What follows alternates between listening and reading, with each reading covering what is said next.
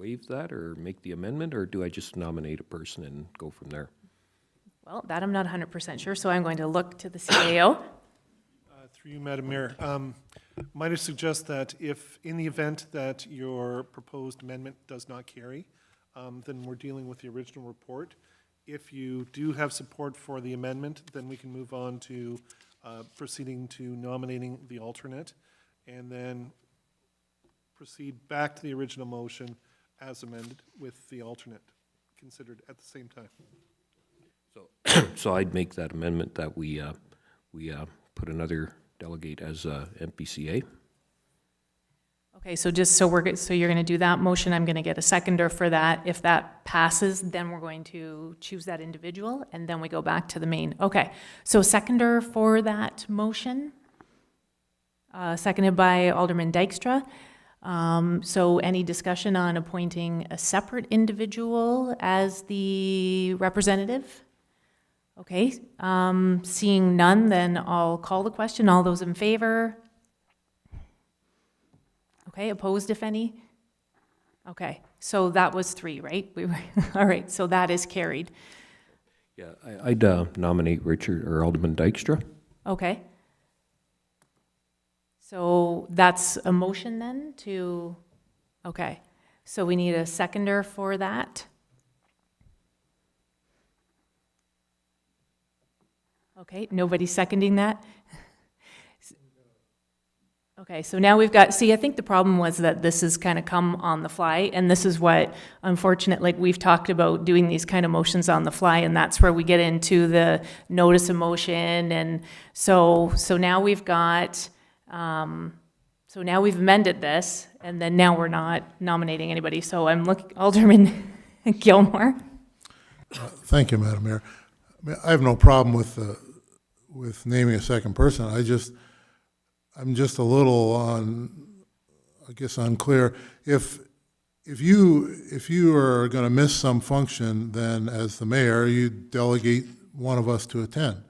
So I would think that if Alderman Conk's going to be the acting mayor and she cannot go to something or chooses not to, then as the acting mayor, she can appoint one of us to possibly attend on her behalf.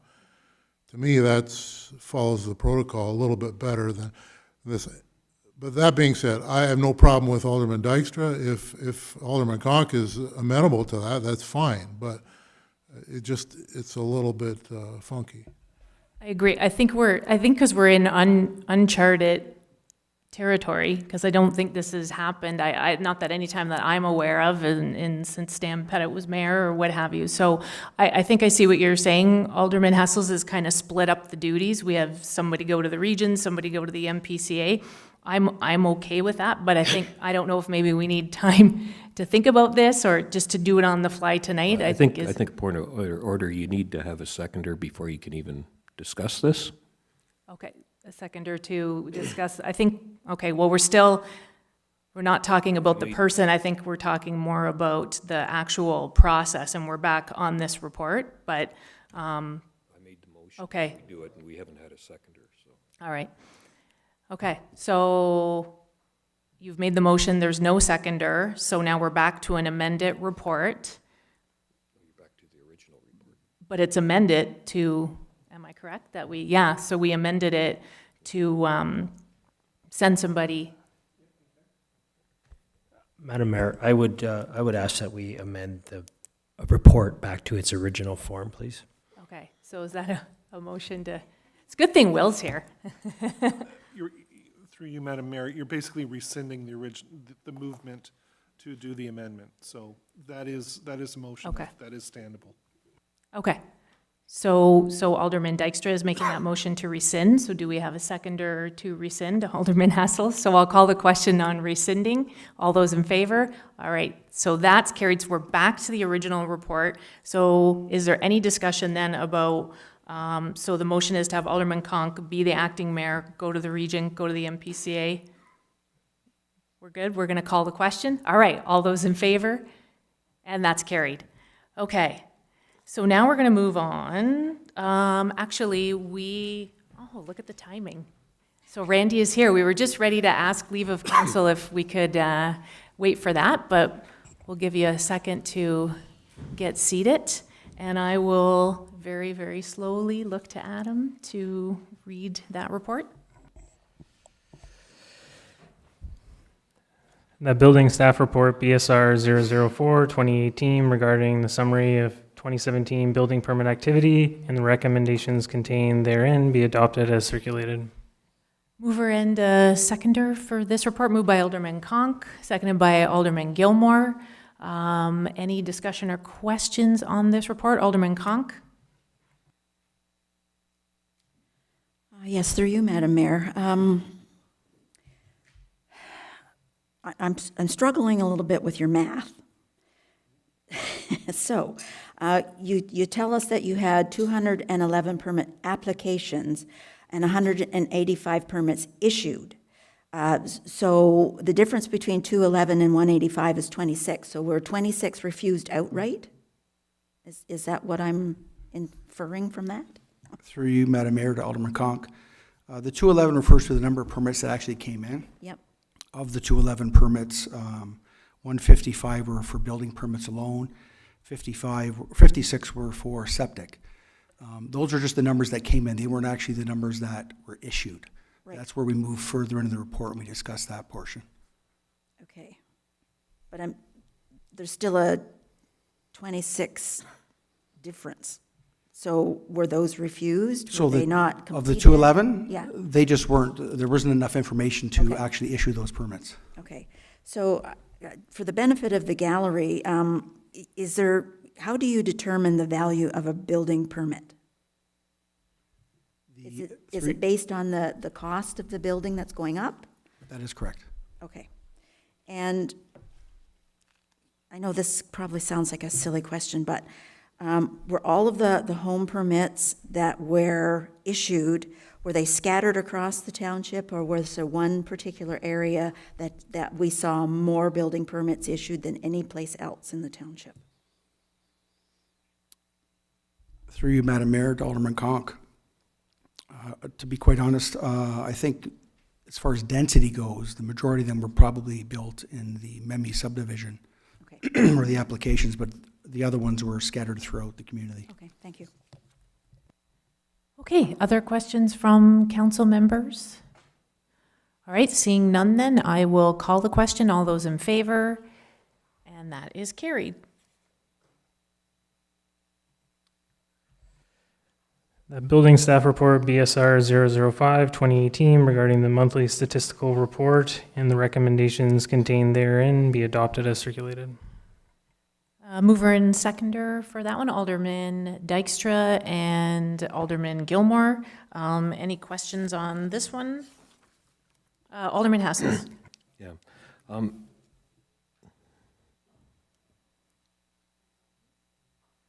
we're going to put some numbers up. Are you, We're just working on that.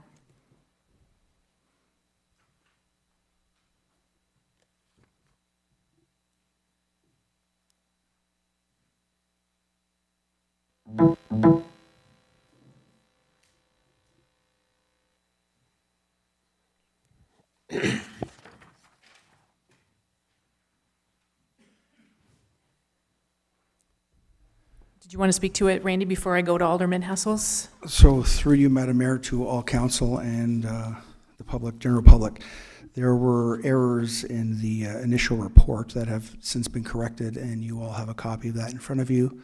We also have a copy of the revised January figures on the overhead above. Okay, thank you. Alderman Hassels, you have the floor. yeah, this value of construction of 1.3 million for the addition to the arena condition, and then you also have an addition to the arena condition of 3,500. Could you give us a little what that's all about there, or what's all those permits were for? Through you, Madam Mayor, to Alderman Hessels. So the two permits that are at question are for the Township of Wainfleet themselves. One was for the addition to the vestibule and the internal renovations to the arena as well as the addition to the arena off the back for the new change rooms. Both permits were unable to be issued because they hadn't received MOECC clearance. So as part of the process, that has to come in prior to the permits being issued. But we have the option to issue a conditional permit, which we did for both purposes. And but then we were finally allowed to, or we were able to include the total fees for the cost of construction in the second to last column under value of construction, and then corresponding to the those figures in the column to the right are the actual fee for the conditional permits. We've since received the MOECC clearance, so we're going to actually go ahead and be able to have issued the actual permits for those projects. If I may continue. So is there going to be another permit coming to us for the septic system then? That is correct. There will be another one. Yes, sir. Okay, any other questions from council members? Okay, seeing none, so I'll call the question on the report. All those in favor? And that is carried. Now we'll go on to the next one.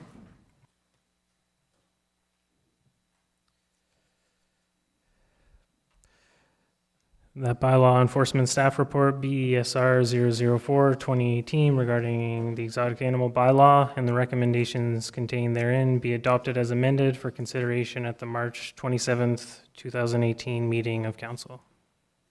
So I need a mover and a seconder for this one. Moved by Alderman Hassel, seconded by Alderman Gilmore. Any questions or discussion on this one? Okay, seeing none, I'll call the question. All those in favor? And that is carried.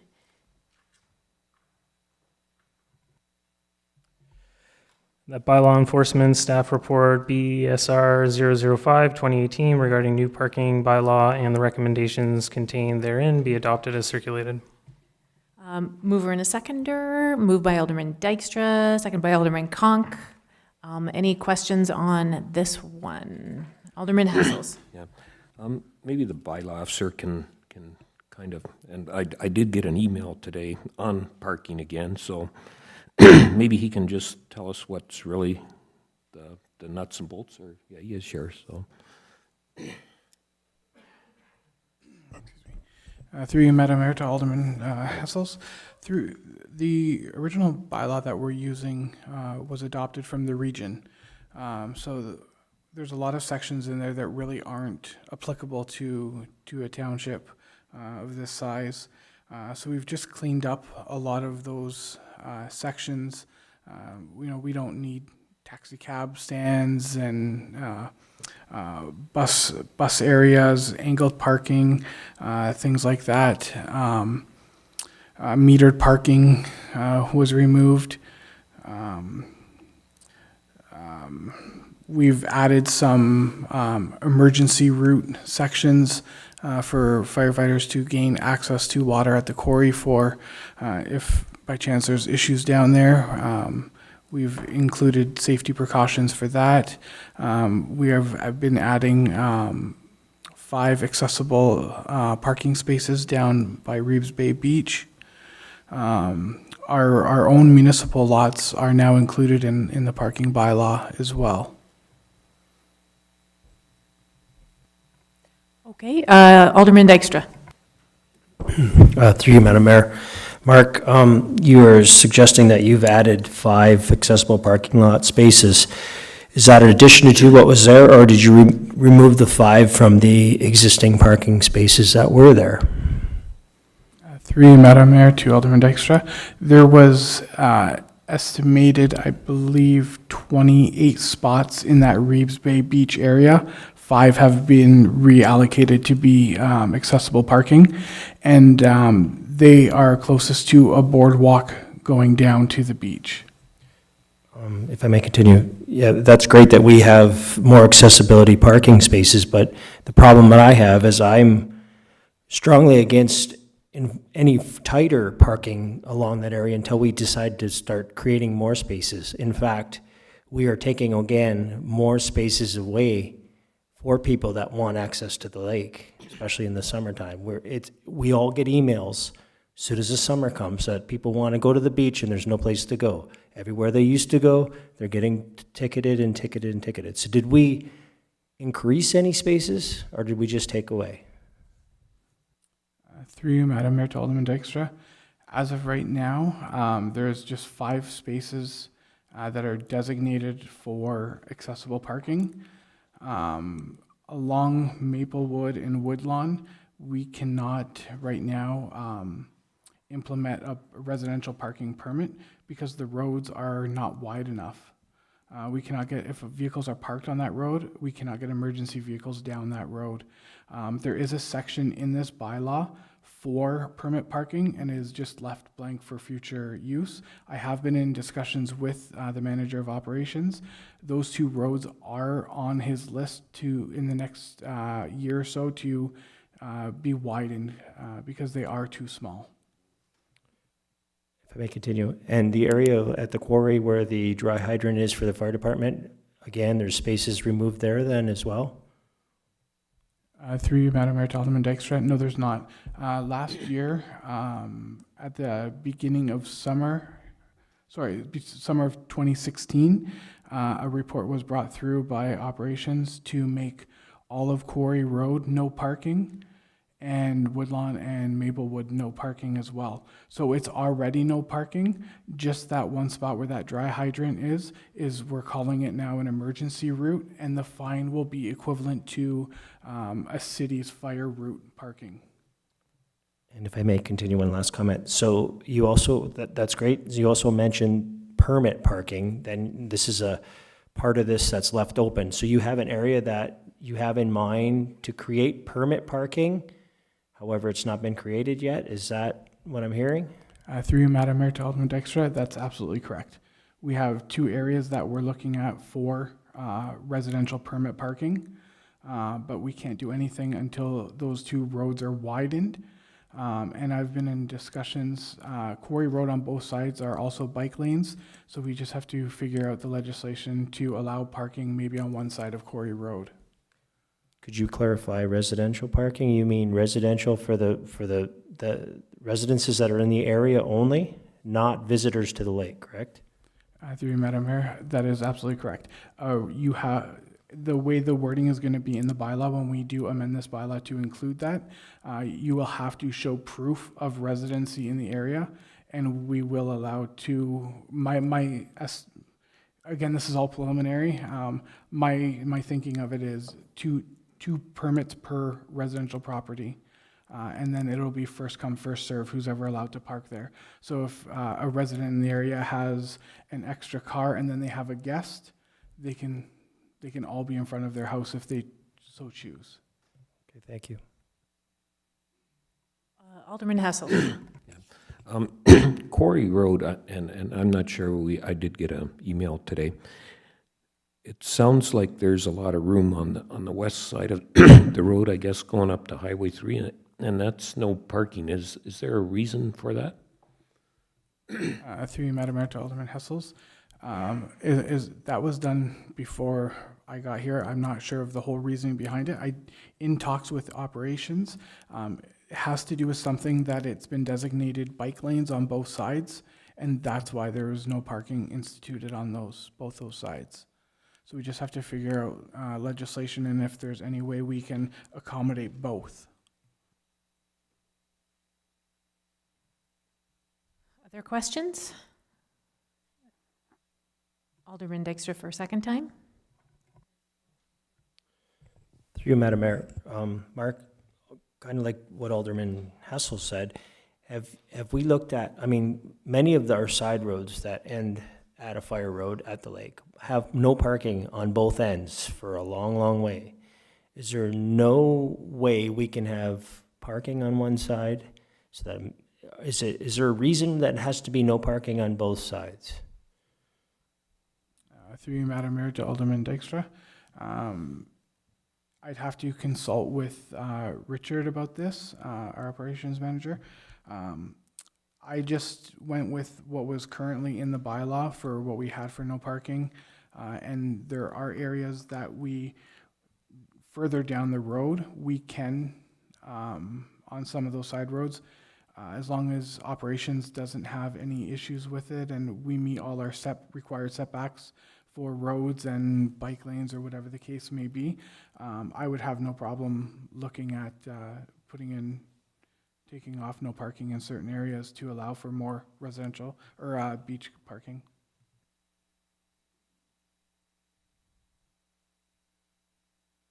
Okay, thank you. So Will's just saying we can look at that, like the staff can look at that and then come back.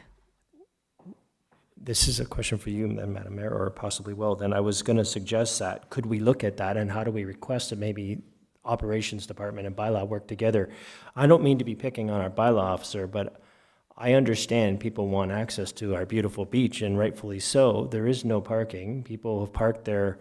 I was taken down there after doing hay as a kid to go swimming, and we're not allowing anybody to park anywhere near there. And I understand we have to have emergency vehicles and bike lanes and whatnot, but I think there's a way that we can get creative if we could just get maybe the Operations Department involved. Through you, Madam Mayor, just based on the discussion I'm hearing, staff can take that as direction to go back and do some further analysis to see if there are locations where we can either expand or pull back on the no parking issues. So we will do that in consultation with Works, with the region, with fire, with EMS, all the appropriate agencies, so that things are done appropriately. Thank you.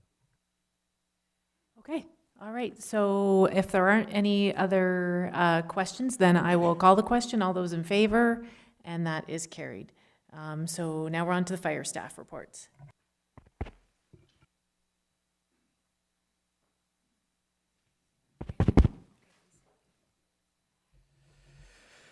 That fire staff report FSR 001 2018 regarding the deputy chief position and the recommendations contained therein be adopted as circulated. So I need a mover and a seconder for this one. Moved by Alderman Gilmore, seconded by Alderman Dykstra. And now I will look to the chief to do a presentation for us tonight. Thank you, Madam Mayor. At last council meeting, I was asked to provide clarification to council on the need for a deputy chief's position within Wainfleet Fire Department. So I provided that through council report, and I just want to go through some of the highlights of that report. So the primary and predominant legislation that impacts the fire department is the Fire Protection and Prevention Act. So it lays out what municipalities must provide within their community. So, and I'll just go through these points. Every municipality shall provide public education on fire safety. Certain components of fire prevention have to act upon complaints and requests from the public for fire safety within their homes or businesses. And fire suppression services. So those services are dictated by the council as far as the mandate goes, and what the community what is appropriate within the community to provide for its residents and traveling public. So the municipality, if you've established a fire department, must appoint a fire chief for the fire department, and the fire chief is the person that's ultimately responsible to council for the delivery of the fire protection services. The Ontario Fire Marshal and Emergency Management Office, the OFM, commonly referred to, provided some direction. There was a complaint that went in to the Ontario Fire Marshal's office from the regional fire departments. It was a couple of years ago, and it was regarding the ability of Wainfleet Fire to provide mutual aid services to other municipalities within the region. So there were a number of things that were referred to. And some of the recommendations came from the Fire Marshal's office, are included in this list, including reviewing the recommendations of the Dillon report, which is, the report itself is very lengthy, and I'm still working through that report at this point in time, since the time I've been here. We were also required to provide incident management system training in the 100 level and 200 level. That's already been completed for city staff, but not for fire department personnel. So my intent is to ensure that we are covered by having all the firefighters take the 100 course, which is can be done online. The 200 course is something that has to be delivered. Normally, it's delivered in a day and a half. For volunteer firefighters, it's really not realistic to do that in some cases because of the work that they do in the daytime and their home life. So we may have to split that up to a number of different sessions that we have with them. There's a provincial test at the end of that, and they get provincial certification for that. We were also directed to explore training opportunities with neighboring departments. So we have yet to do that on a widespread basis. We are going to other municipalities such as Fort Erie, who has a fire training tower, to do some fire training with them, but it's not a joint training session, so to speak. It's more of use of their facilities. And in the future, we do intend to partner more with our most common mutual aid partners in particular, which would be Pelham, Port Colborne, and Haldeman. They were critical of our organization of training records and the maintenance of the training records. And so historically, if we had to look into a firefighter's file and come up with a history of all the training that they did, the files were quite light. They still are, as far as reflecting the actual training that the firefighter was involved in. That becomes extremely problematic because if we don't have records of any training that we did, in the eyes of the Ministry of Labor or anyone else that comes in to take a look at our files, that training never happened. So it puts us in a position of liability, and that's unacceptable to be able to go out into the field and operate in dangerous environments, which we do. So we're working diligently at that. They also mandated we have an analysis of our training response attendance on an ongoing basis to ensure that each firefighter is compliant with the minimum amount of training that is required and the minimum amount of responses that are required. The training is quite obvious. You need to have a certain amount of training per person. The responses are important also so that the firefighters get exposed to the actual responses and become very familiar working together so they can operate as a team on a fire ground or any emergency scene. We have to complete our operational standard operating guidelines and provide ongoing training with those. That's something that I have yet to be able to get to, that I'm still working at trying to get to so that we can provide each firefighter with their own set of operational guidelines, make sure that they're compliant with the legislation that's appropriate, which includes the public fire safety guidelines from the Fire Marshal's Office, the Ontario Health and Safety Section 21 guidelines, and other legislation that impact our standards, such as the National Fire Protection Association standards. We were also directed to review and update a simplified risk assessment, and that looks at your own municipality and what risks you have within the municipality, and you have to provide for those risks in response guidelines and your training in particular, so that you're training to the type of risk that you have in your municipality. And that sometimes changes, but most of the time, your simplified risk assessment will just need to be modified on an annual basis. We have to provide a report to council to establish the levels of service for fire protection services and programs, and we'll be doing that through updating our establishing and regulating bylaw. And that will include our fire protection response capabilities, as well as our motor vehicle accident response capabilities and medical and things like that, so that council is aware and can approve all the things that we're involved in within the community. In addition to those, the Fire Protection and Prevention Act, we also have to comply with the Emergency Management and Civil Protection Act that governs how the municipality responds to larger scale emergencies.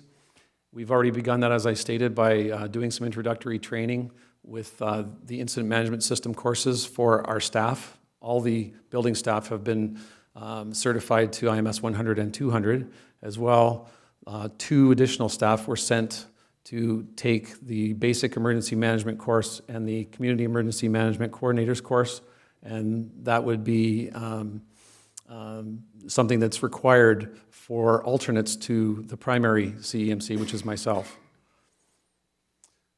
So the other piece of legislation is the Occupational Health and Safety Act, as I referred to in the report. And although, as I indicated, every operation has to comply with health and safety guidelines, the one in particular that seems to be used on fire departments, and before I was even in the fire department, I worked for the region of Halton in their municipal services division, and was a health and safety rep there. I was a joint health and safety co-chair within my previous job for many years. And every time we got a visit from the Ministry of Labor, they brought out their book and they referred to 25-2H, which means that the employer must take all reasonable steps for the protection of their workers, because within the fire department there are many unique activities that we have to be involved in, and they're not generally coined directly within the legislative requirements, so the catch-all is used on the fire department all the time. So those are things that, that dictate how we operate and what we have to comply with.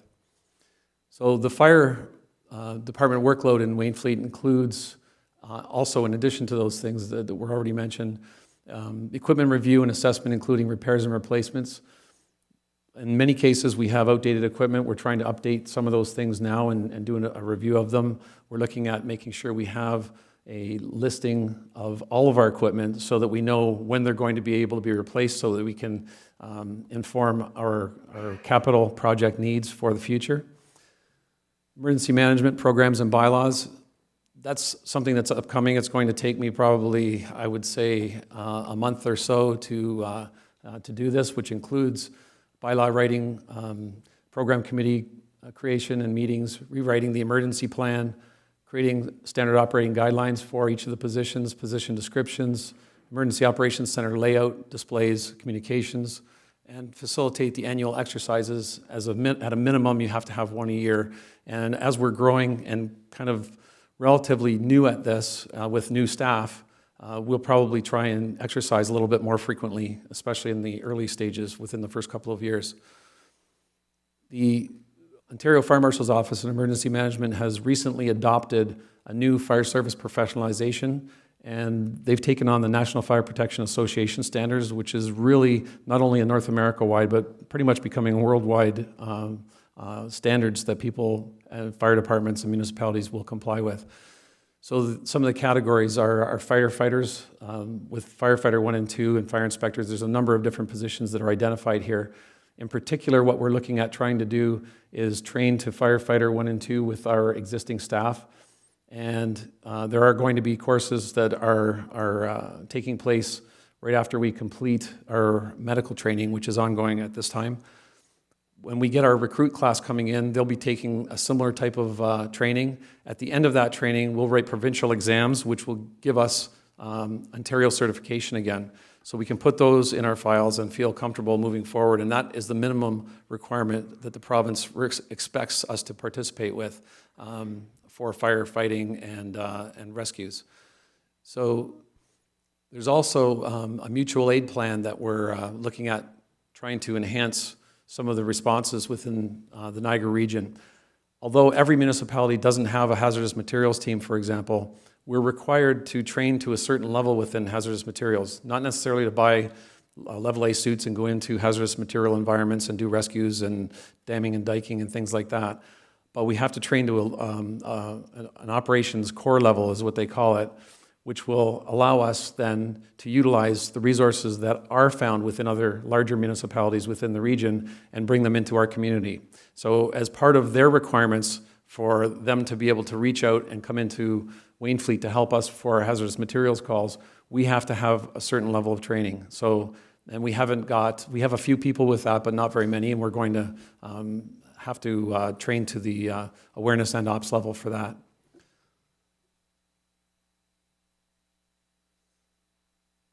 So we have to also make sure that we have those standard operating guidelines that I mentioned before. We have to implement those and have ongoing review and revisions, again, to the NFPA standards, Section 21 guidelines, and the Fire Marshal's Public Fire Safety Guidelines. I've also been asked to organize and implement Safety Day, which is another task that we have. The other day, we had someone drop off all of the finances for Safety Day from the past and identify that we're behind the 8 ball right now with trying to get that day organized, that most of the time it should have already been started well into last year so that we could prepare for it. So we're getting together as an officers group, and we're talking about how we can alter that day somewhat, but still come up with a safety day that the public will benefit from. We have to maintain oversight and assistance of our inspection program and our public education program. We have a firefighter on staff that, as a volunteer, that participates in some of those inspections. He's not a certified fire prevention officer, but is willing to at least participate in investigating those initial calls, bring them to our attention so that we can have further, more complex inspections take place. We have to create and maintain a fire department stores area. One of the things that I found when I came here was that our store or stock of different supplies was all over the place. And we're trying to get those together, but what we also need is one main stores area so that we can have spares of different things that we can draw upon, know what our stock level is so that we can reorder before we get down to zero. Right now, we're just kind of doing it on an ad hoc basis, and it doesn't really work very well because someone's always wanting, when they ask for something, they're wanting something, we can't provide it to them until we go ahead and order again, and that's really not a good way to do business. So one good thing that's come up is firefighter grandfathering, and that's a provincial certification equivalency that we can achieve with some of our firefighters. If they have the appropriate experience level or education level, we can apply to the province for them to achieve a certain level.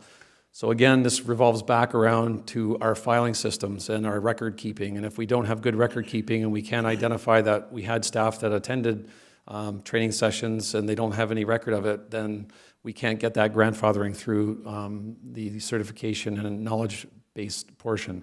So we're still looking at trying to do that as much as we can with our staff to take advantage of this, but it's a difficult task, and I've struck a committee to help myself work with that. So we're trying to go through the files and organize them so that we can easily assess each one for the applicability for the firefighter grandfathering. Ongoing certifications, as I mentioned before, with the professionalization, we have to make sure that we're meeting that with certain things. For example, pump operators. We have a number of firefighters that are pump operators. As of a certain date, they have to have certification. So anybody that wasn't able to be grandfathered, and we have a fairly large number of younger firefighters. If anyone started after 2010, then they're ineligible for grandfathering. And that's just the way that it was set up. They had to be on the department for a certain number of years before they were eligible for that. So in all likelihood, we're going to have to hold courses to certify those people who will be operating fire engines or pumps in the future. So it's another task that we have to go through training for, and then bring in certified testers from the province to test us. And another good thing, but it takes work that we're working on trying to accomplish, is getting the annual banquet organized and awards ceremony for 2018. Historically, I know that a points night for firefighters is a great night to have, but a banquet is really what we ought to be having so that the municipality can adequately and properly thank the firefighters for the service that they're providing. And this will be happening in November, and this council will be invited to that banquet as well. The last thing that I have on this workload list is interior firefighting. And I know I have talked to a number of people within Wainfleet. Some do know and others don't know that we do not perform interior firefighting and rescue within Wainfleet. So the fire department can only provide defensive services at this point in time. It's called limited interior work, and I'll just explain that a little bit. If someone has a pot on the stove fire in their home, and the fire is pretty much contained to that area of the kitchen, we can come in, investigate, and then do a fast attack on that fire, put it out. If a room becomes involved in fire, even if it's one fully involved room and it becomes a structure fire, the firefighters have to back out at that point. We cannot be in the building at that point. So until we can get ourselves back in qualified, and that's up to me to determine at this point, we are only going to be doing limited interior. I have an aggressive plan to try and get us back into doing that, but right now we are doing limited interior fire suppression activities. And again, the public needs to know that as well as council so that you understand where we're at right now. That was one of the issues that the mutual aid complaints came about from the other fire departments within the Niagara region. So if we call someone out into the Wainfleet to help us with our firefighting needs, we can only ask them to do what we can do ourselves. So I can't call on our neighboring municipalities and say, you guys go into that building. We're only going to ask them to do, and we only can ask them to do what we can do ourselves under mutual aid. And the same thing in reciprocation to those other municipalities, we're not as useful to them as the other municipalities around. If they call on us and they want us to go inside a building to help fight a fire, we can't do that currently. So I just wanted you to know that. We have an aggressive plan to try and get back into that level of service, but right now we're not there. And the things that I've just mentioned to you are a lot of the reasons that I'm asking you to support hiring the deputy chief's position. And if you have any questions, I'd be happy to take them. Okay, thank you for that presentation. Are there any questions from council members? Alderman Hassels? Yeah. When you did ask for it in the budget, I kind of remember you said you couldn't get a fire prevention officer. But we did have a fire prevention officer. I know he didn't last too long, but then I believe when you can't find one, you need to go externally. Did that happen? Through the chair to Councillor Alderman Hessels, I wasn't here at the time, but my understanding was that every one of I think there were 5 applicants that were interviewed for the position, were offered the position, and only one accepted and then left the position within, I think it was 5 days, because they found more acceptable employment. Yeah. Now, but that's going right. outside at that point in time, I think that was the beginning of what happened with the last fire chief and his exit from the municipality. Yeah. But if I look at the consultant's report, to the Dillon's consultant's report, there was no talk about a deputy chief. There were other positions in the department that should be filled, and I don't believe they are filled to this day. And if they were filled, would that relieve a lot of the extra work that's put on you? I would. Through the chair, what positions in particular? Well, I think in the thing you needed a couple platoon chiefs and 4 captains, like those positions. I don't think they're filled yet, and that was one thing that was in the report, was fill up these positions. And what I'm saying, there was no talk about looking at a deputy fire chief, so we're going way in, we're skipping a portion in it, and you're jumping over to get this deputy fire chief. So that's why I'm wondering, if you had all the people in place, would that help? Through the chair, one of the reasons that we don't have the people in place are because we don't have the level of management capability with the depth. And again, as I mentioned before, I don't criticize the previous chiefs that were in position. I know what they were up against, and I feel exactly the same way.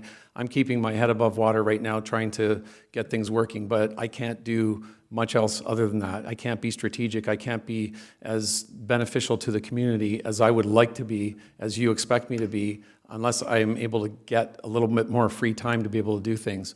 So the positions and many of the things that I've identified up here on the screen are things that are really management-driven operations and oversight. And we haven't got those other positions in place. There's a couple of reasons for that. We have a relatively young department. Some of our lieutenants, so we have firefighters, lieutenants, captains, platoon chief, and then chief.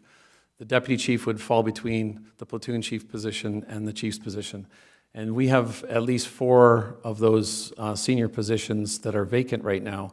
There are a couple of reasons for that. One is because we need to provide additional senior level training, and I'd love to be doing that right now, but I haven't been able to do that. The other thing is we have a young department, and we need to get more experience to get those people into those places.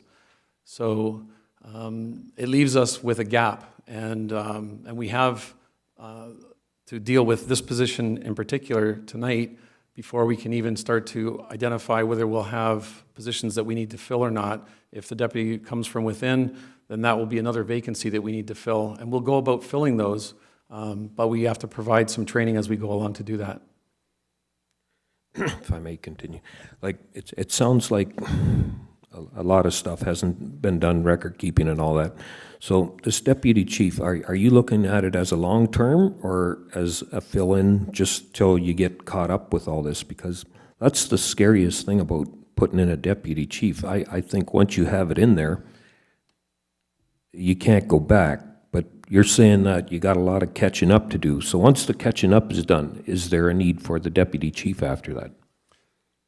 Through the chair, this position and managing the fire department isn't a one-time thing where you basically get over the hump and then you're fine and you can do smooth sailing. You have to stay at it. You have to keep on managing the department and taking care of the new legislation that comes out, the new training needs that come out. Our firefighters don't last as long as they used to. We have to continually deal with the advertising for new firefighters. We can do a much better job at that as well, and reaching out into the community to try and find not more suitable, but additional suitable applicants that can come forward. And that might even start in the public school system in providing knowledge for them to look to the future as a volunteer firefighting career.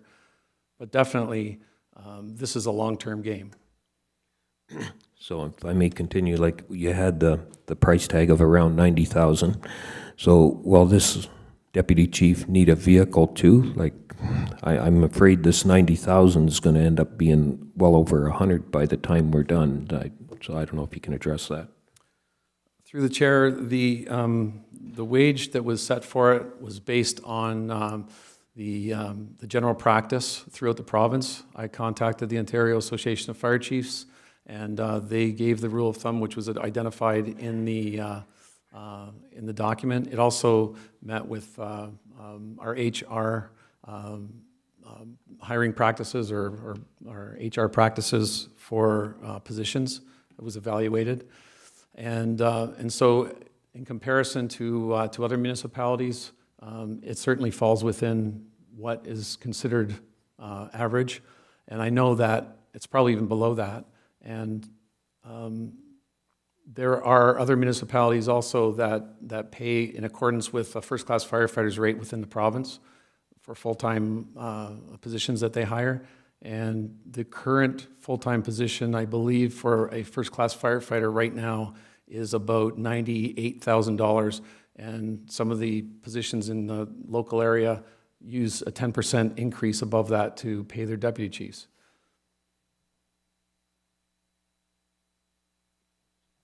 Okay, any other questions from council members? Alderman Dykstra?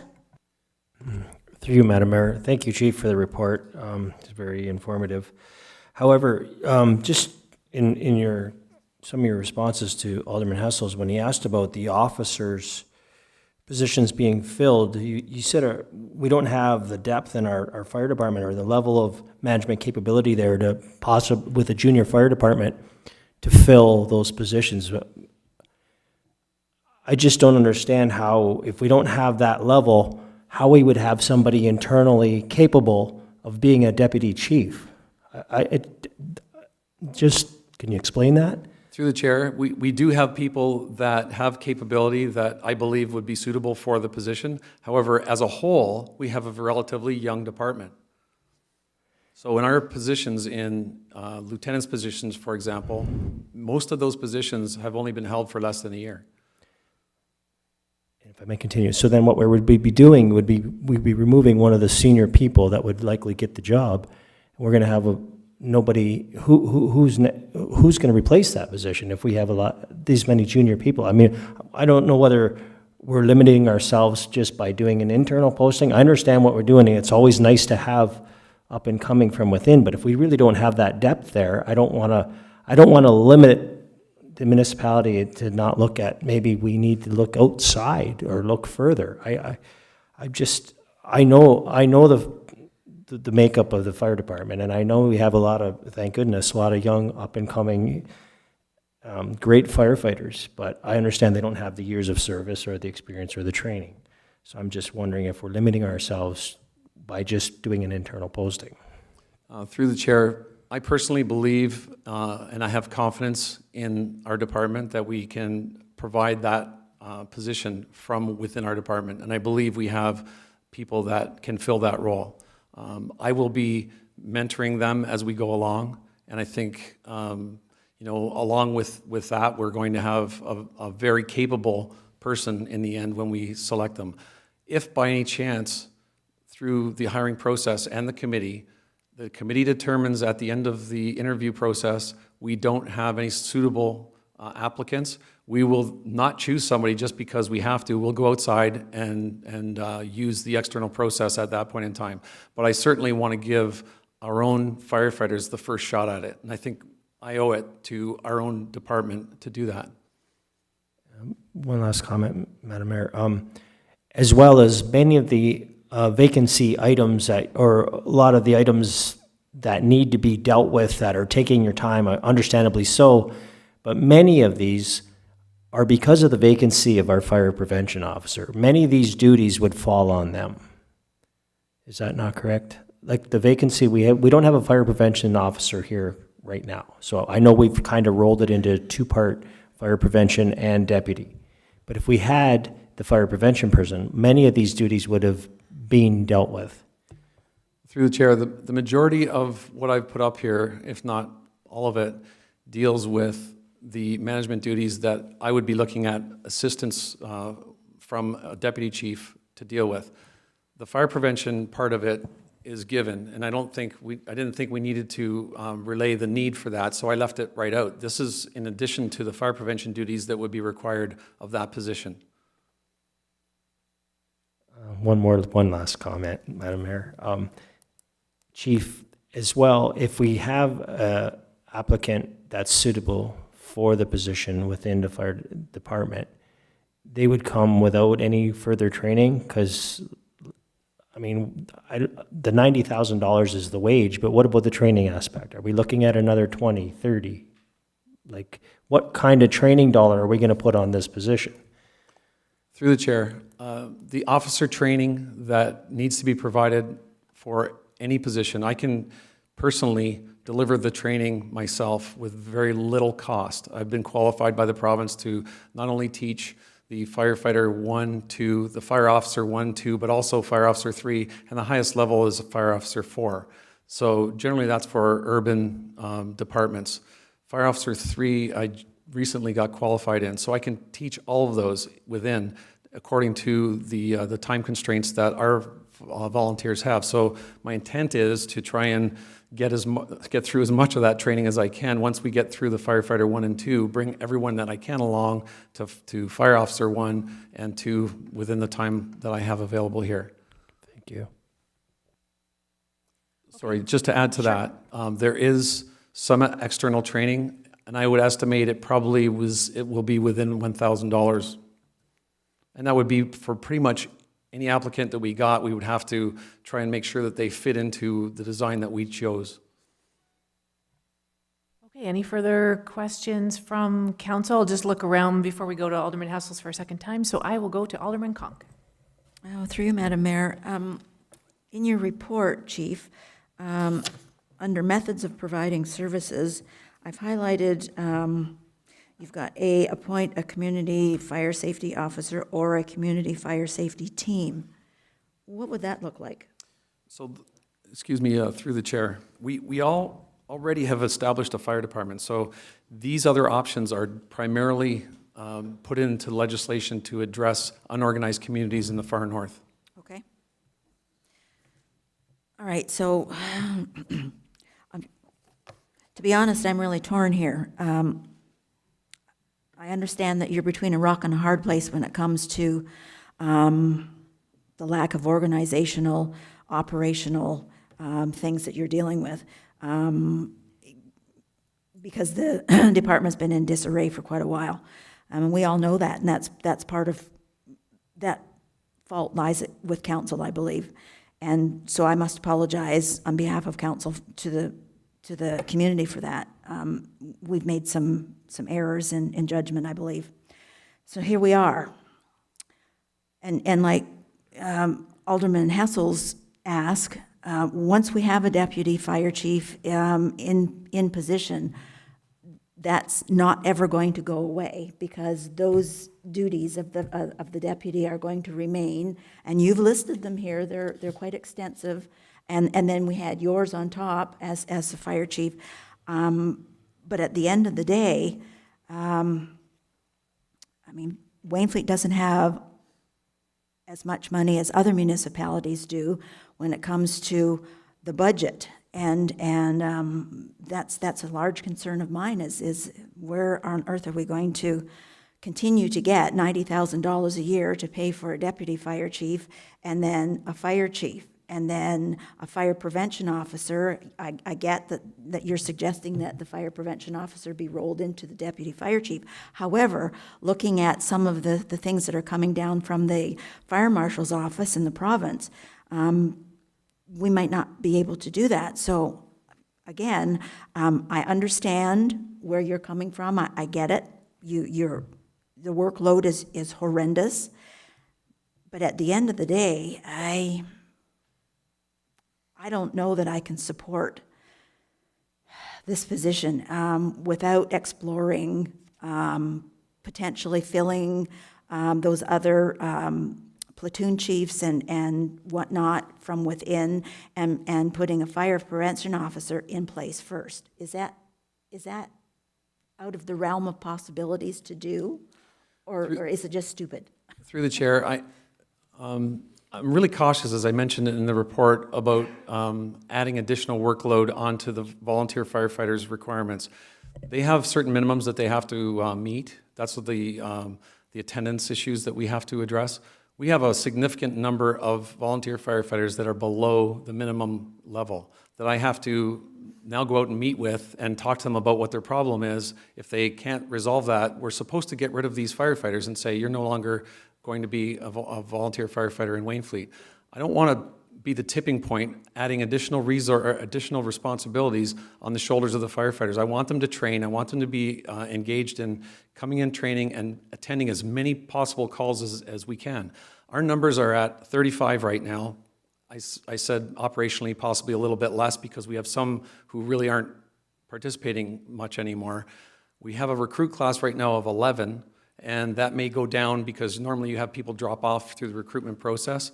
And if we end up back with 35 to 40 people, Dylan recommended 60 people, and we're at 40. We're still not where we really need to be. So we need every single person that we can get to be contributing to those fire scenes. And just to answer a previous question about taking a firefighter out of the firefighting ranks to make a deputy chief, I'm responding right now. I'm part of that response. That person won't change. They will still be part of that response when they go out. And I will just say one extra thing, and that is that a house fire in Wainfleet is no different than a house fire anywhere else in this province. It's just as important that we have the boots, the gloves, the helmets, the balaclavas, the protective gear, and the procedures all in place and down pat, because when the requirements are for us to do all those things, it's no different in any other municipality, and we'll be held to the same standard as someone in Toronto. So can you tell me, if we had, if we go ahead and approve your request for a deputy fire chief, how long is it going to take both you and the deputy fire chief to get where we need to be with regards to all the documentation being in place, all the training being done and in place, all of the house cleaning and housekeeping issues that you've talked about in your report. How, can you give us a timeline on when you would expect all of that to be completed? Through the chair, my thought on it is, and I can't give you an exact time because there are many variables that play into it, but in 2019, I want to be back to being able to do interior firefighting. So I just have one more question. So should we not have a deputy fire chief and something were to happen, one of our firefighters was to be gravely injured attending a fire, what would happen from the perspective of the Ontario Fire Marshal's office to the township? What could happen? Through the chair, right now, the Fire Marshal's office would do a review, and that's whether or not we have a deputy chief or whether we don't have a deputy chief. If we have an injury, whether it's a firefighter injury, especially if it's a critical injury, or there's an investigation or an inquest based on a member of the public that has a significant injury or death, there would be the coroner that would come in and do an investigation and make recommendations. The Fire Marshal's office would do a review of the fire department operations to determine whether they were sufficient or not, and whether we have the records and all that. The Ministry of Labor would be called in if it was one of our own that was injured or killed, had a significant injury or death, and they would hold us accountable for that. So the municipality would be held accountable for liability, and that could be significant cost to the municipality. The council, to my understanding, is protected. However, the fire chief's position is not as protected. And that's one thing that really bothers me, because I know right now we're not where we should be. So holding us back from going inside is something that I really don't approve of. I don't think it's what the public expects, and I think we can do better, and that's what we're working towards. Thank you. Okay, I'll go to Alderman Hessels just to see if anybody has, I guess I'd look, Alderman Gilmore, first time question. Okay, Alderman Hessels for a second time. Yeah. I guess I have real problems with it too. We just hired a fire chief maybe 2 months ago, and I say it should have been pretty well known what was expected. And now we're making a really big jump going to a deputy fire chief within such a short span.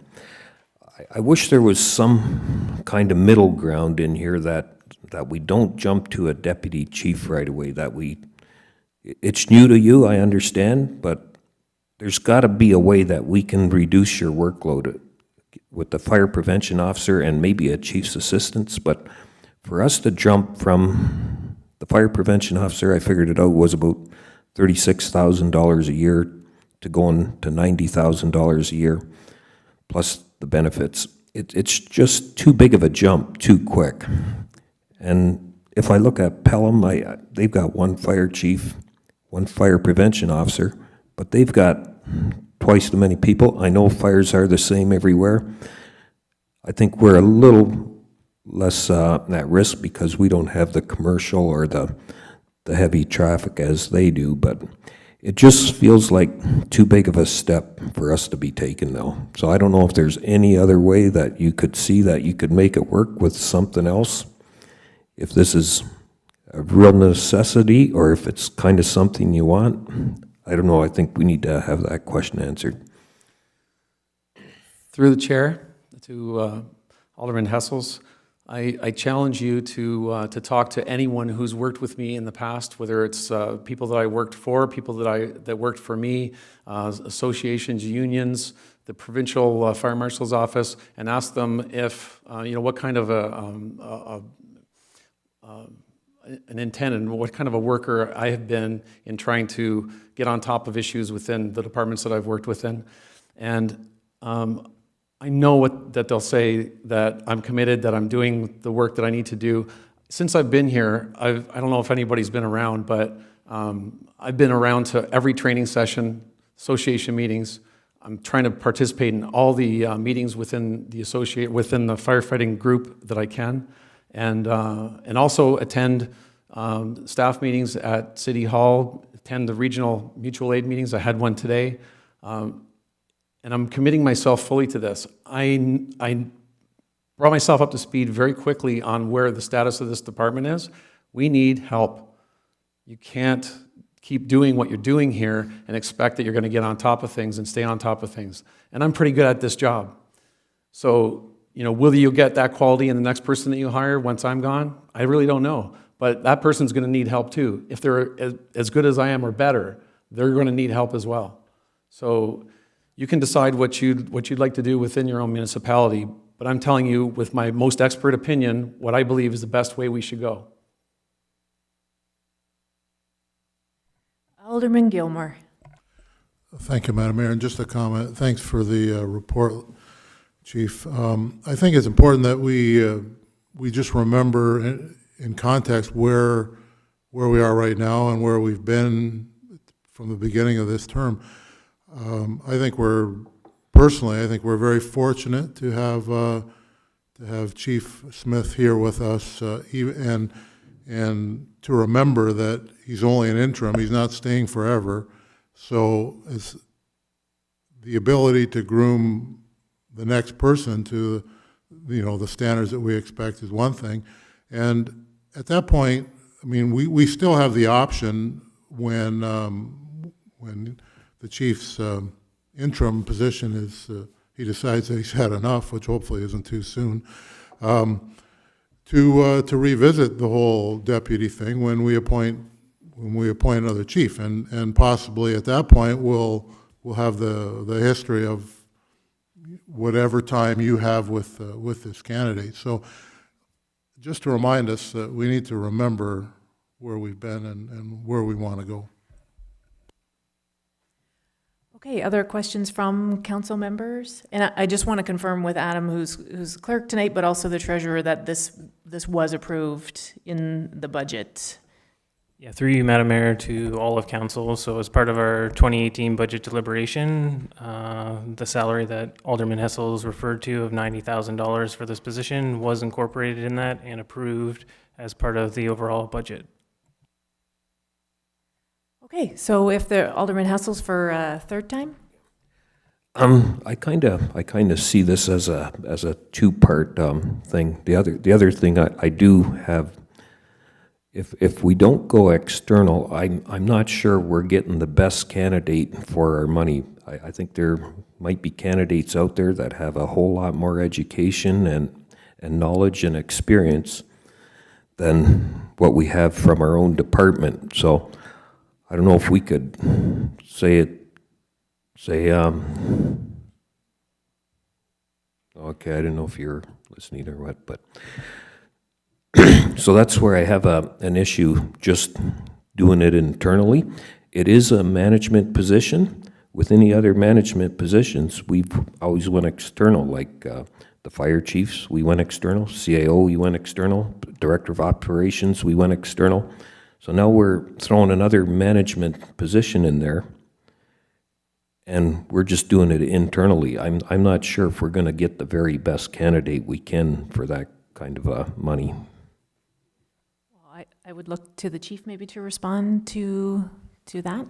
Through the chair, I stated this before, but I really believe that we need to have confidence in the people that currently work within the municipality. And our firefighters, I believe, are engaged, they're enthusiastic. We have people who do have experience. We have people that do have some educational background in fire, and I'd like to exploit that before we go outside and look for external people to bring into our municipality. So that's my position. I think I'd still like to ask council to proceed with the existing process. If we don't find a suitable candidate internally, I'm not going to put somebody in the position if they can't do the job, because it won't help me. So if it doesn't work out, we will go outside. And the other thing is that as part of the hiring panel, I want to bring in a fire chief from outside as well. So it's not just me stating this, it'll be an agreement from another fire chief from outside that says, yes, this person is also acceptable in their eyes. Okay, so any further questions from council? All right, so seeing none then, I will call the question on the report. All those in favor? I was going to say recorded vote. Recorded vote, sure. So Adam, I'll look to you to do a recorded vote. Alderman Dykstra. In favor. Alderman Gilmore, In favor? Alderman Hessels, Opposed. Alderman Conk, In favor. Mayor Jeffs. In favor. Okay, so that is carried. So now, Adam, I will go back to you for the Burnaby Fire Station report. That fire staff report FSR 002-2018 regarding Burnaby Fire Station and the recommendations contained therein be adopted as circulated. Okay, so I need a mover and a seconder to get this on the floor. Moved by Alderman Conk, seconded by Alderman Dykstra, and now I'll hand it back over to the chief. Thank you, Your Worship.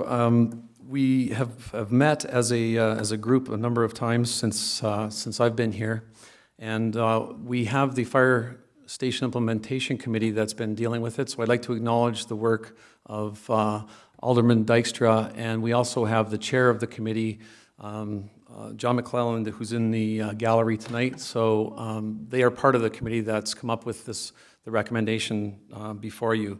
What we're looking to be able to do is go out to the public in an RFP format, which is similar to what initially went out.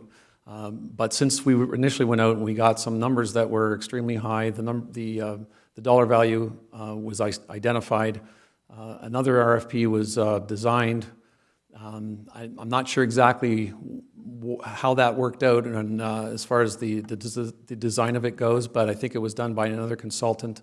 We looked at that design and thought about ways that we could go out to the municipality and or out to the business world and get an RFP that would be suitable for us within our budgeted amount.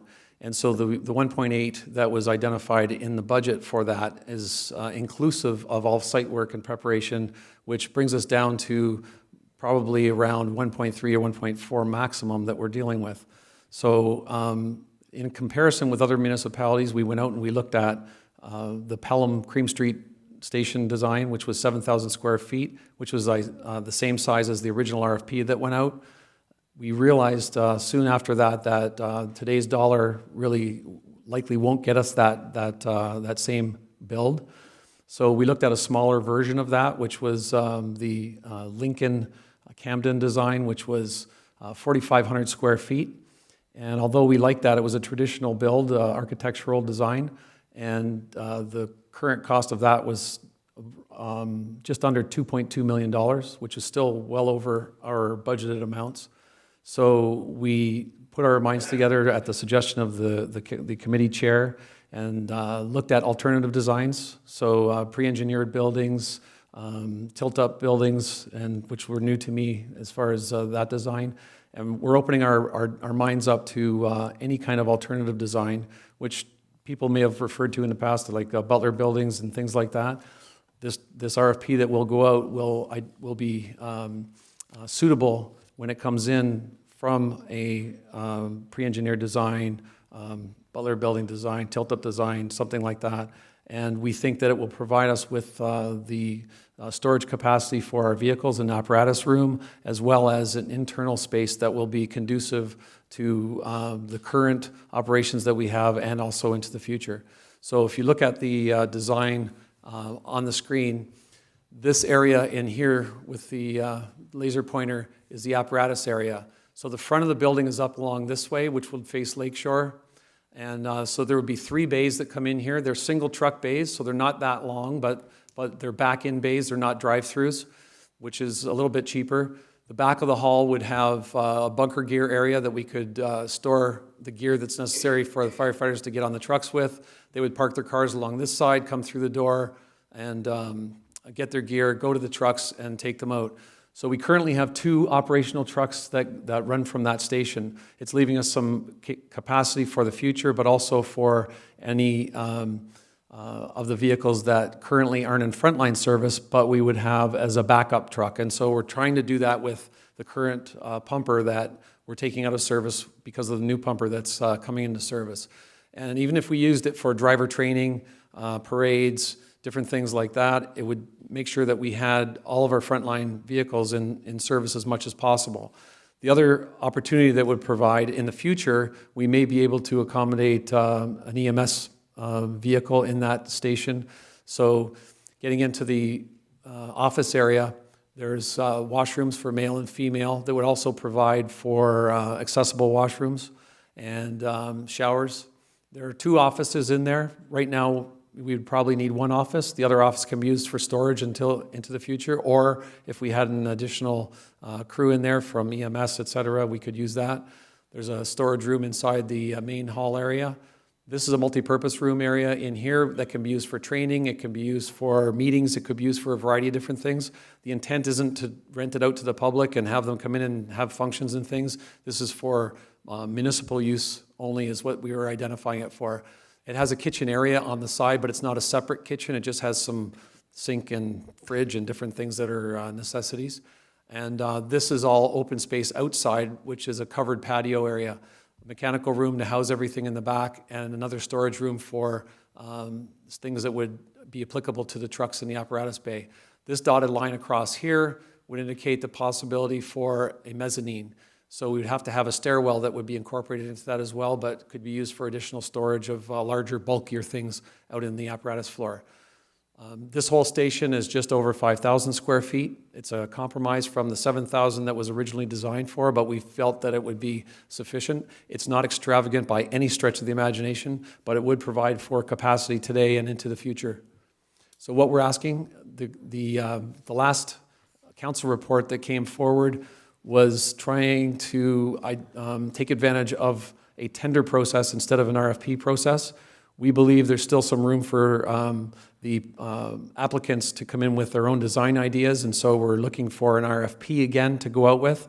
This will be roughly a 30-day process that we would have, do an evaluation, and then turn it around back to council at the earliest opportunity so that they can break ground on this within the current year.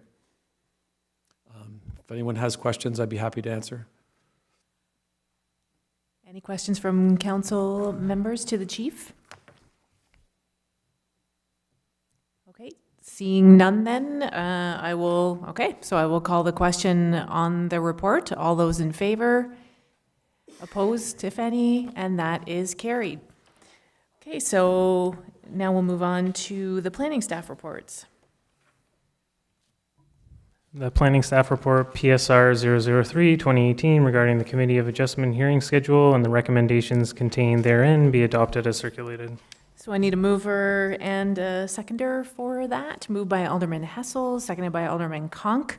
Any well, I guess we've got a recommendation on this. So anyway, questions or comments on this one?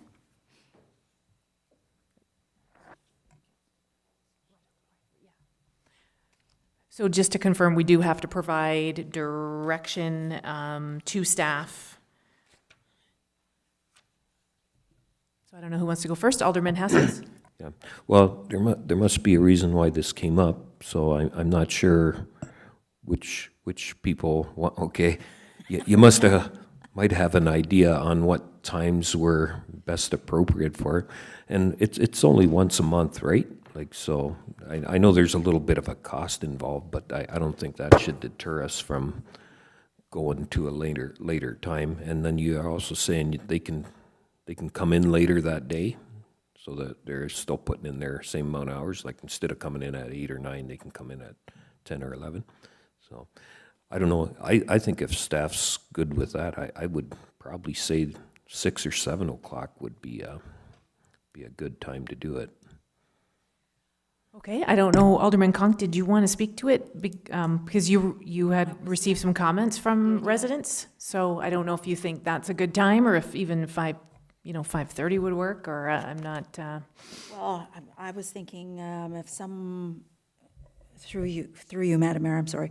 I was thinking that had we had a resident who needed to be at the Committee of Adjustment meeting, and he or she works in St. Catharines and is done at 5, if we had the meeting at 6, that would give them, hopefully, depending on weather, 6 o'clock would give them time to get from St. Catharines to here. It's usually a 40-minute drive, again, depending on the weather. So I would opt for either 6 or 6:30. Okay, so we have to make that as an amendment to the report then. So you're pointing at Alderman Dykstra. Did you have a? I didn't see that. Well, before we made the amendment, I did want to ask Sarah, Because the members of our Committee of Adjustment Committee as well, on a going forward basis, we ask for application of committee members, future committee members, and it's really hard for somebody that has a day job to be a committee member if they work till 5 o'clock. So have you had any conflicts with the current committee, like as far as that? I know they have a little bit of they have an extra, I think, so they have a revolving schedule. But if somebody had a day job, they may think twice about putting their name in as a Committee of Adjustment member because they would have to miss work to go to a meeting. So Through you, Madam Mayor, to Alderman Dykstra, that certainly, it works both ways, so both applicants being available, but also potential members of the committee. In terms of the current committee, I believe one of them has a day job from like 9 to 5, so he takes time off of work to attend the committee hearings. So having them in the evening would, enable him to not have to miss that much work. okay, thank you. Okay, so Alderman Conk, maybe I look to you to make the amendment. Okay, for 6 o'clock? Okay, so can I get a seconder for that? Alderman Hassels. So any discussion on the amendment to the report? Seeing none, I'll call the question. All those in favor? That's carried. And then, so we're back to the balance of the report as amended. So if there aren't any, hold on. If there aren't any further questions, I'll call the question. All those in favor? That is carried. And then we'll move on to the second planning report.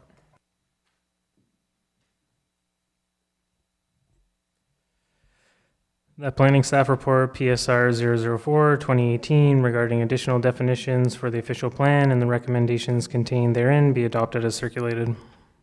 Mover and a seconder for this one. Moved by Alderman Conk, seconded by Alderman Gilmore. Any questions or discussion on this one? Alderman Conk? Through you, Madam Mayor. I think I was probably the impetus behind this report, too. I remember asking at the July 18th meeting what the definitions were for these three things, and I'm sorry, but I can't support any of this. Sarah, you have said that you're good with indirectly defined. Well, I'm sorry, I'm not good with indirectly defined. I think we need an official plan that gives us a definite definition of these three things, and where intensified development is concerned, I believe that we need to have somewhere in that definition the fact that we've been designated as zero growth, both by the province and the region, I believe. So that definition needs, I think, needs to be tightened up a little bit. I'm not happy with the definition of character of the neighborhood, and limited residential development. Again, you seem to be happy with having an indirect definition. And again, I'm sorry, that's not good enough for our official plan, I don't think. So I'm just wondering, with regards to intensified development, perhaps you can tell me, is there an intensification target for the township by the region? Through the mayor to Alderman Conk. So we have growth statistics, but as you're aware, that policy has been deferred. So the region is responsible for the growth allocation for the member municipalities within the region.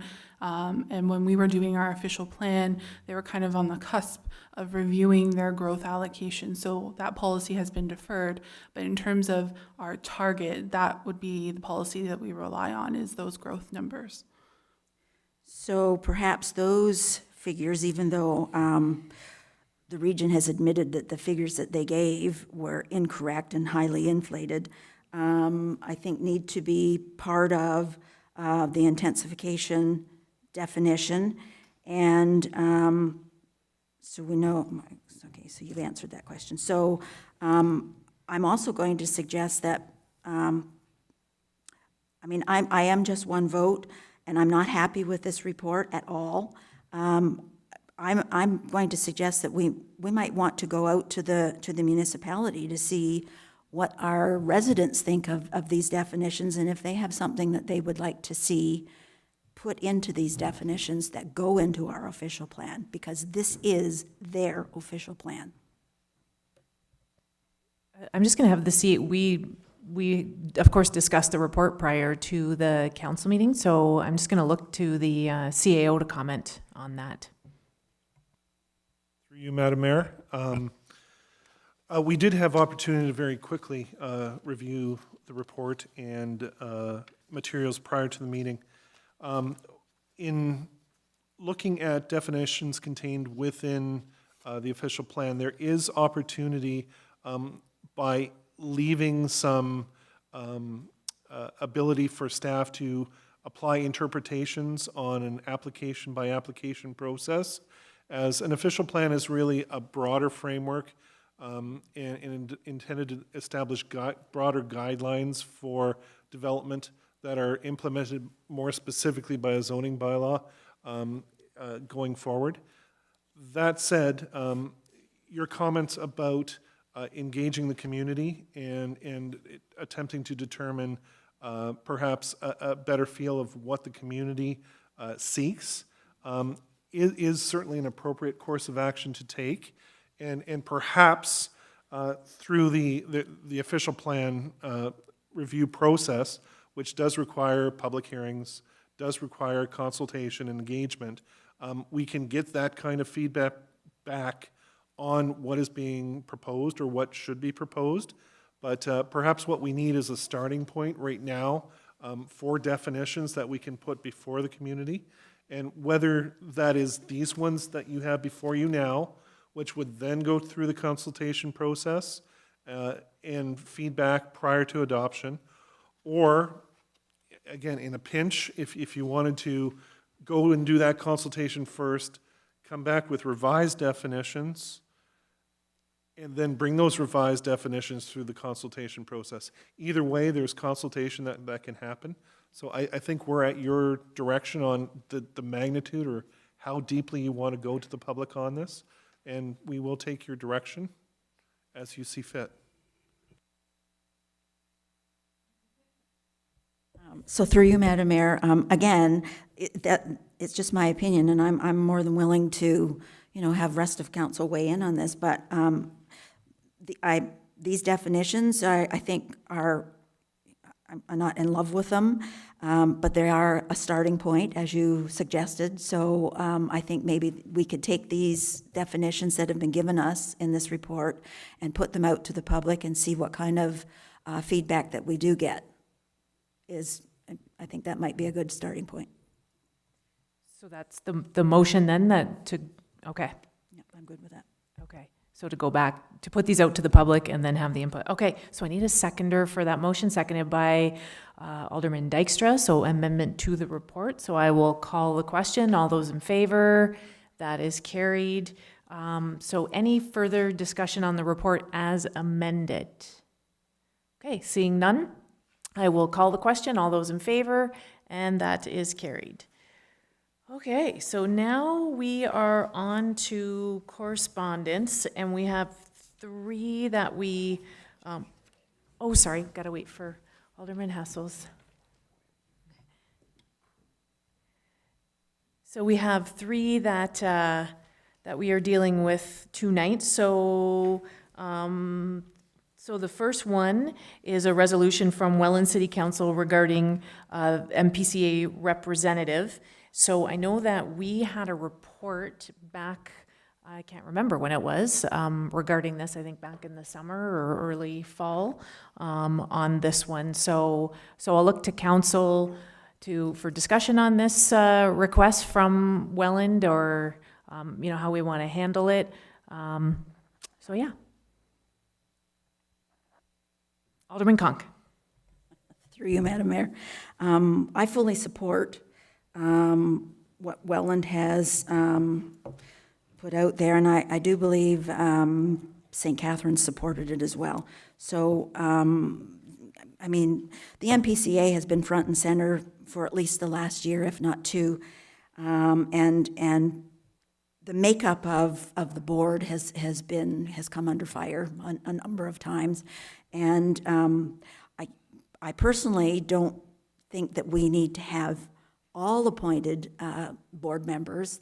I think there does need to be a combination of appointees and elected officials just to keep a balance.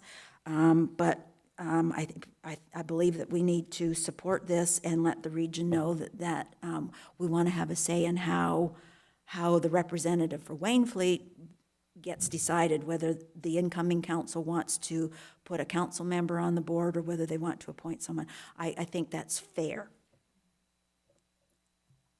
So I just looked at staff supporting the resolution, then it is just endorsing Welland, or then does that make us have an actionable item? Because again, we kind of discussed what that might look like, and we've already got quite a bit of information regarding that from the previous report. So maybe I get the CAO to baptism by fire tonight.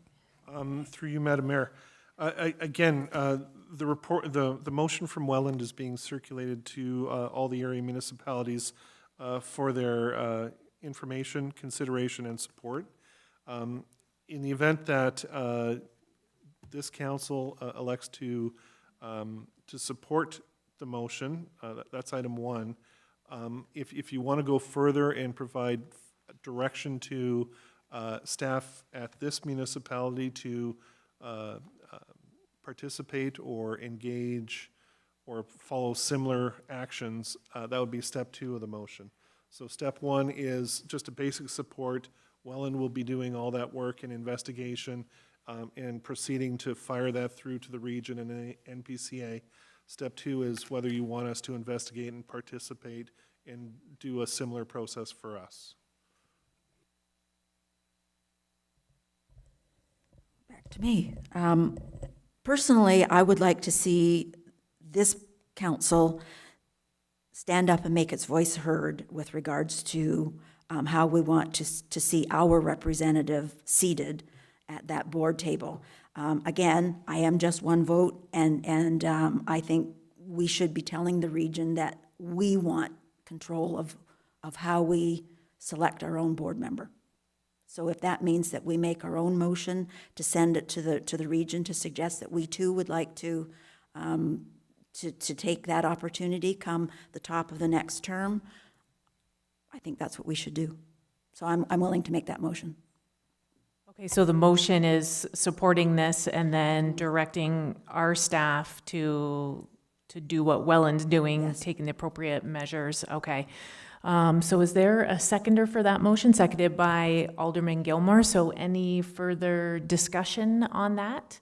And we're clear on that with the clerk? All right, seeing none, then I'll call the question. All those in favor, and that is carried. Okay, so then we have the correspondence from Fort Erie. So I don't know who wants to tackle that. And I know that it's a financial request that we don't have in the budget, and I know there was kind of a suggestion looking to, well, I don't know, I don't want to put you on the spot, Chief, but you had kind of given us a brief overview of this piece of correspondence from the town of Fort Erie, and I think, yeah, sorry, we're talking cryptically, making you guess as to what we're talking about. So I don't know, do you mind just kind of reiterating what you were sharing with us earlier today, and just for a little bit of context for council? Yes, Madam Mayor, we in the fire service have been initiating some of this process to deal with this situation, and it came from primarily Niagara Falls and Fort Erie, who put together a program that would help to train firefighters to be able to recognize some of the signs of people that may be in need of direction, assistance, and some information that can be passed on to them regarding sources of assistance that they can seek out. and also to pass on information that would be useful to them, to be able to maybe avoid the situation that they're in. And this is a problem that's been identified widespread across the Niagara region, more predominantly in some of the other larger municipal areas, but we're very close to a border, which makes it more readily available to have people being abducted or placed into situations where they may be held against their will, et cetera. So this was another community outreach issue that came to the awareness of the fire service, and it was just a step-up kind of thing to be involved in it and to help promote the safe return of some of these people. Okay. Oh, and I'll turn to our CAO. And just further to that, Madam Mayor, through you, in again, reviewing the original motions of support, they are clearly indicating or identifying that these all stem from a proposal by the Halliburton-Kawartha Lakes Brock MPP regarding provincial legislation attempting to deal with human trafficking issues. And with the region's participation and the involvement of the various agencies, support agencies regionally, the question becomes, from a lower tier municipal perspective, is what can the Township of Wainfleet do? My apologies. The Township of Wainfleet do to assist. And again, they are proposing a financial contribution. Not all municipalities have the same capacity to bury or to carry that type of monetary load. So whether it's a motion of support or a small monetary donation, we're looking to council for some direction on that. Okay, thank you both for those comments. So yeah, looking to council looking for some direction as to how we want to handle this. Alderman Hassels? Yeah, I don't mind supporting it, but I think that the dollar value is kind of way out of our thing. If you look per capita, if all the other municipalities, they're throwing in $5,000, and like you look at St. Catharines or Niagara Falls, their population compared to ours, I see their dollar amounts for us is way beyond what we should be or we can contribute. I know we never budgeted for this either, but I don't know, I would say if we did this year a $500 donation, I think we can probably find that someplace, and then you can include it in next year's budget, try to get a better idea what other municipalities are paying per capita, and then we could kind of follow suit that way. But for now, it's kind of unexpected. It's after our budget deliberations, so if we can find $500, I would recommend we do that. So that's your motion, 500, supporting this Supporting and $500. Okay. Seconder for that, Alderman Conk. Any discussion on, Alderman Conk? So if we went down the road that Alderman Hassels is suggesting, Adam, would you just automatically send out a request for this group to fill in the financial request? Is that something that would automatically be done heading into the budget for next year? Through you, Madam Mayor, to Alderman Conk, just so I'm clear, so for next year, you'd want us to incorporate the full 5,000 or the per capita amount, or encourage them to apply as part of our grant? Yeah. So the applying as part of the grant, is that the way you're kind of going? Yeah, we can certainly, with kind of our notification to them that we're contributing the $500, we'll send them our grant package and let them know that the deadline is November 1st, 2018, for consideration into the 2019 budget. So we can certainly do that as part of the correspondence. Okay, so if there aren't any further questions, I'll call the question. All those in favor, and that is carried. And then the last one is the Raise the Flag for Autism Awareness, and we do this every year. So Alderman Hassels, you're moving to support? Yep. Okay, and seconder, Alderman Dykstra. Any discussion? Seeing none, I'll call the question. All those in favor, and that is carried. So now we're on to bylaws. That the following bylaws be read and passed this 6th day of March, 2018. Bylaw number 007-2018, being a bylaw to appoint a chief administrative officer and clerk pursuant to section 11, section 229, and section 228, subsection 1 of the Municipal Act as amended. And bylaw number 008-2018, being a bylaw to prohibit and regulate animals being at large. So a mover and a seconder for the bylaws, moved by Alderman Gilmore and seconded by Alderman Dykstra. Any discussion or questions? Seeing none, I'll call the question. All those in favor, and that is carried. Okay, notices of motion. Okay, no notices of motion, and we don't have any proclamations, so I can't help but smirk. We'll go to other business. Alderman Conk is back. So does anybody have other business? Or do we want to let Alderman Conk go first? let her go first. Okay. Through you, Madam Mayor, I'm just, I have had a request, because there was some chatter and some social media that went on with regards to, I think it was at the regional level, a request for the MPCA to publish the severances, the retirement packages, blah, blah, blah, for all of their staff that they have seen come and go over. And I immediately was bombarded with some emails asking if the Township of Wainfleet would consider publishing those, not mentioning names, just the dollar amounts. There wasn't a time frame, so I'm going to suggest if there's an appetite to do this and publish those amounts from 2011 through to 2017. Okay, I don't know if staff wants to comment on that or to do, I don't know if there's any kind of, if you like, get the treasurer to comment to that and. Yeah, through you, Madam Mayor, to Alderman Conk. So staff can certainly look into what we can and cannot provide. Under the Personal Privacy and Protection Act, there are certain stipulations as to what we can and cannot provide when it comes to specific individuals and certain amounts of their compensation. So we'd have to look into the rules, determine what we can and cannot provide.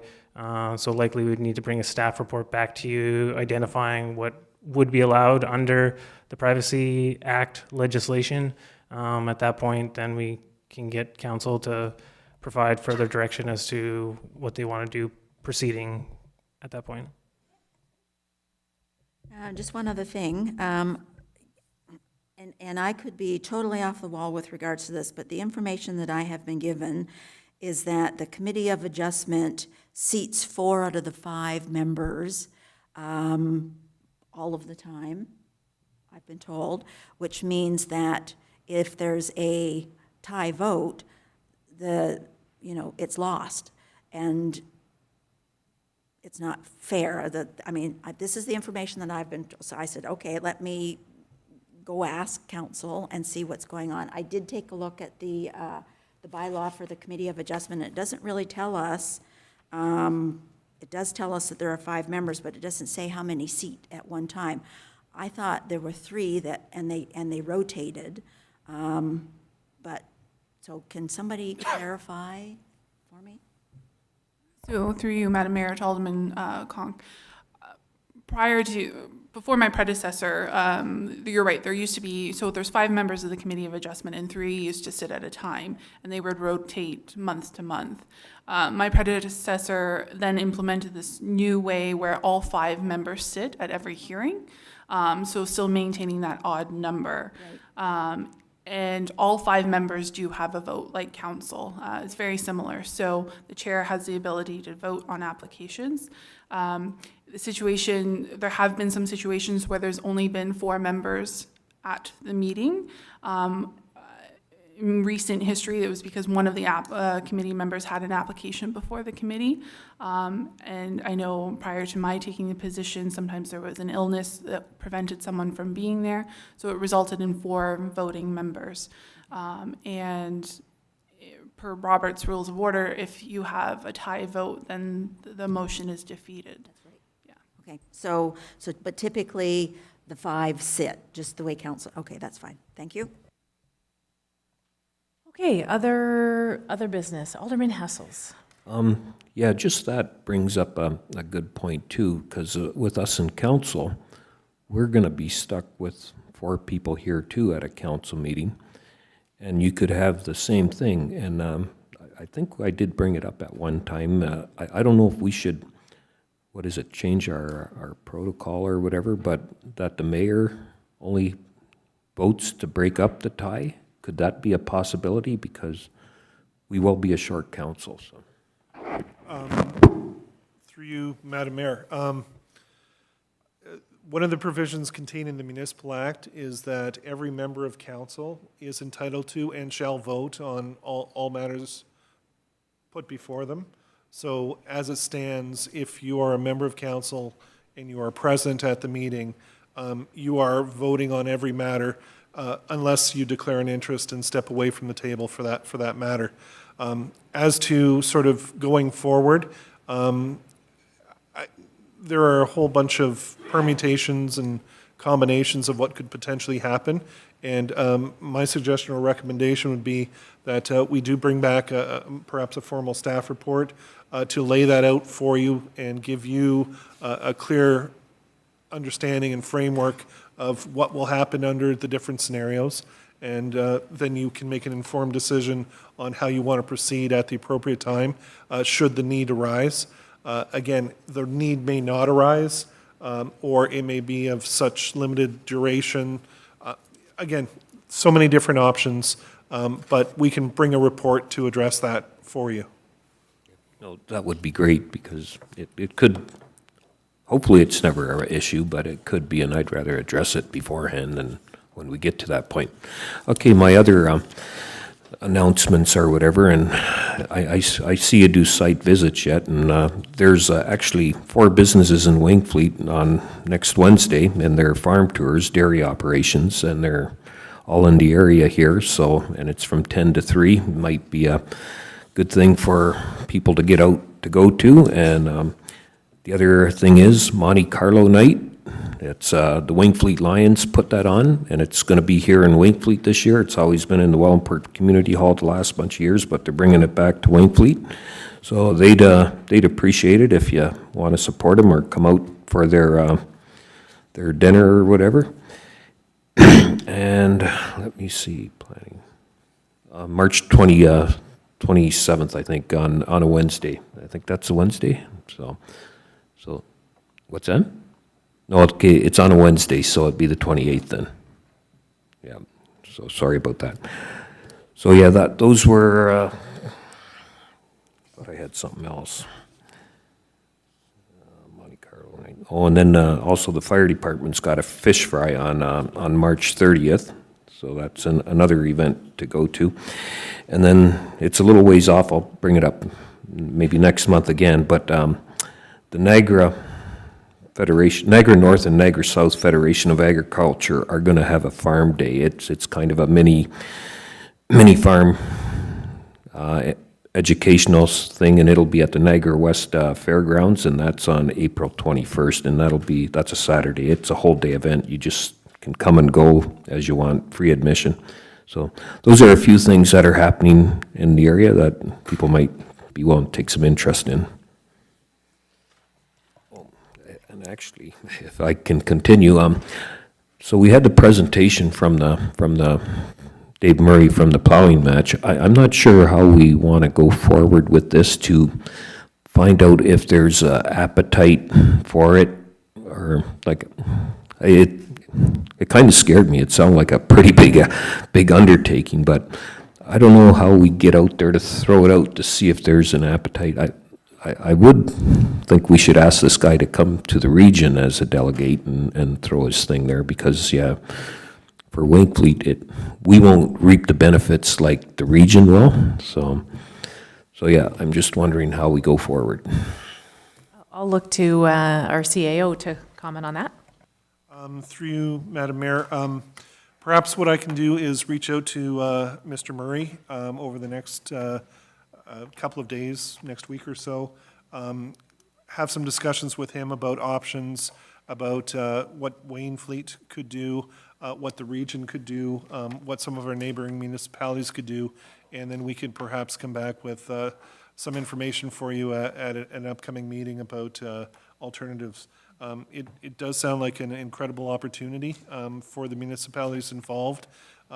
It does need coordination at a much higher level than us, than the lower tier municipality, but it is something we can look into and come back to you.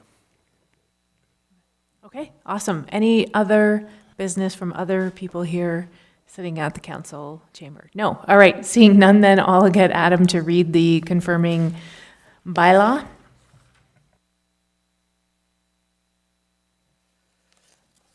The bylaw number 009, 2018, being a bylaw to adopt, ratify, and confirm the actions of the council at its regular meeting held on the 6th day of March, be read and passed this 6th day of March, 2018.